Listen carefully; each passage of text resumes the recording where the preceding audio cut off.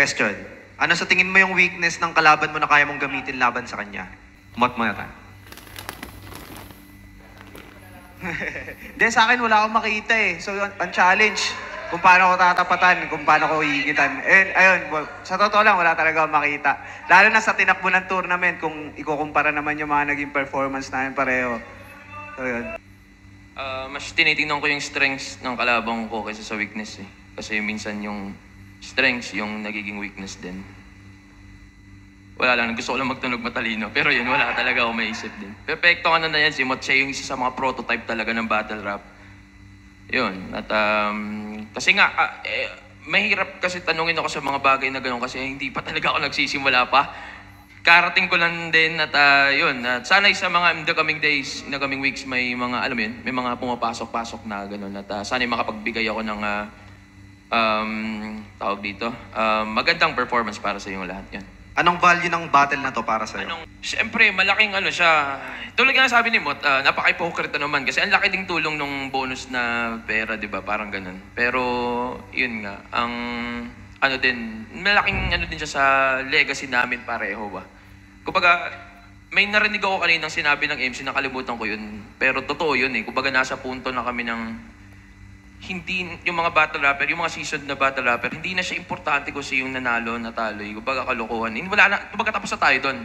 Na sa amin ba, para sa amin. Kumbaga ang nasa amin na lang kung sino yung makakapagbigay ng, alam mo yun, magandang performance na tatatak in kahit, kumbaga timeless ba, kahit kahit ilang taon galing ngayon, pwede mo pa rin balik-balikan, ganun.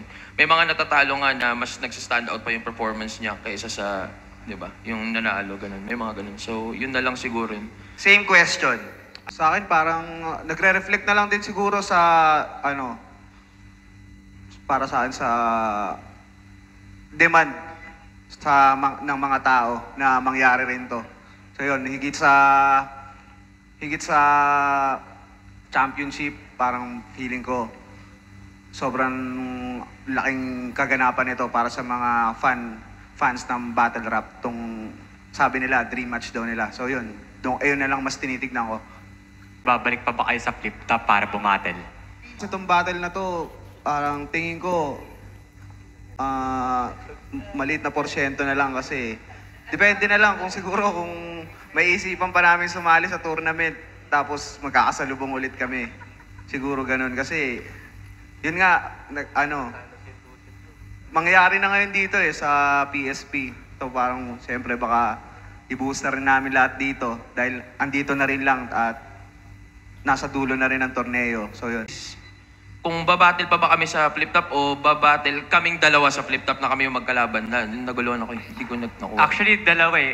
Either magkakatapat pa ba kayo sa flip-top and babalik pa ba kayo sa flip-top para bumatel?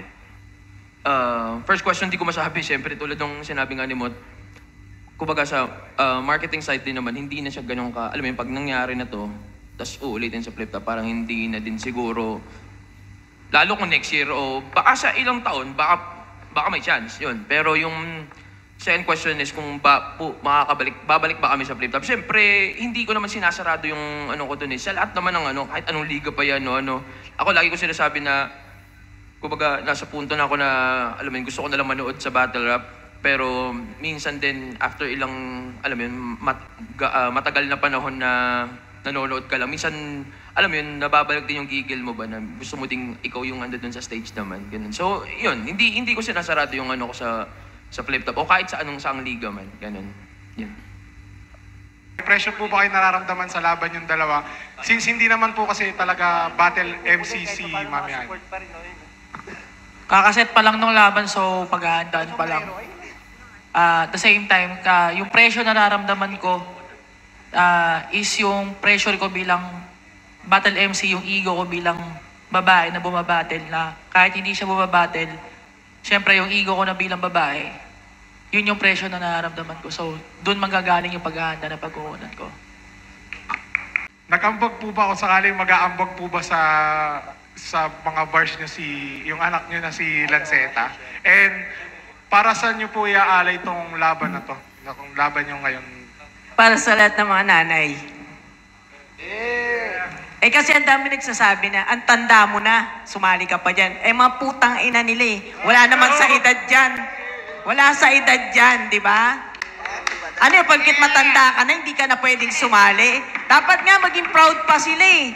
Kasi kami matatanda na, sumali pa dito. O, di ba? Bilang isa sa mga pinakamasasakit magsalita sa rap battle, gagamitin mo ba ang same approach kay Sak o may makikita kaming bago? Ewan ko, kaibigan ko si Sak. Ang gusto ko pagkatas ng battle namin, mas maganda yung maging takbo ng buhay niya.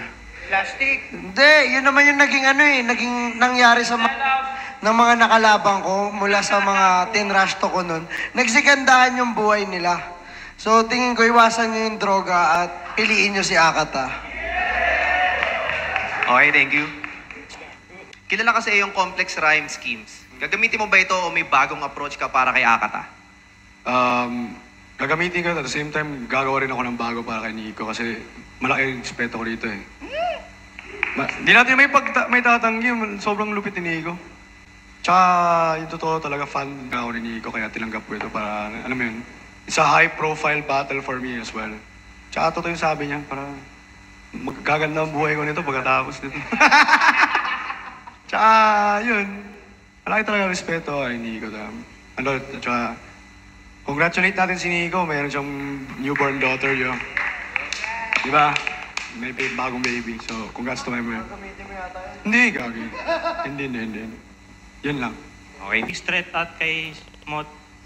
Anong mas okay sa inyo if noon or ngayon ngayon ang panahon na magkaharap kayo, if six straight, kung noon... Ay, muna yung tanong mo. Sorry.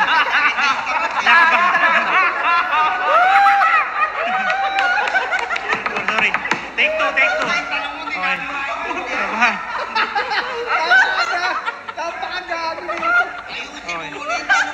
Para sagutin nila ng tama. Sorry. Anong mas okay sa inyo? If noon or ngayon ang panahon na magkaharap kayo? Honestly, mas gusto ko noon kasi para wala na ngayon ba? Para tropa na lang ngayon. Pero ano naman, siguro iba yung kung noon nangyari, syempre sabay kami. Kumbaga, yung peak namin ba, kumbaga parang magkalapit lang ng panahon. Siguro iba yung gigil, yung gutom nung panahon na yon. Pero di ko naman sinasabi, syempre iba din yung ngayon, ganun ba? At yun nga lang, kasi mas naging lumalim yung pagiging tropa, ganun ba? Yun lang yung iniisip ko kasi lumipas na ilang taon, naging tropa, kapatid na yung turingan dito ba? Kaya parang hindi na siya, alam mo yun lang yung sayang doon. Pero as professionals naman, syempre, magagawa naman ang paraan yun. Kumbaga, lahat naman dito magtotropa na professional. Na parang napipigil din ng pagiging magkaibigan. Siguro mas dikdigan. Kaysa ngayon nga na parang napipigil din ng pagiging magkaibigan na rin kasi yun. Sa likod ng mga camera na yan, wala, hindi nila alam, tropa-tropa na talaga rito. Pero, syempre, ipapakita pa rin namin sa laban. Same pa rin. Kailangan pa rin talaga gawin kung ano yung dapat gawin pagdating sa battle yun.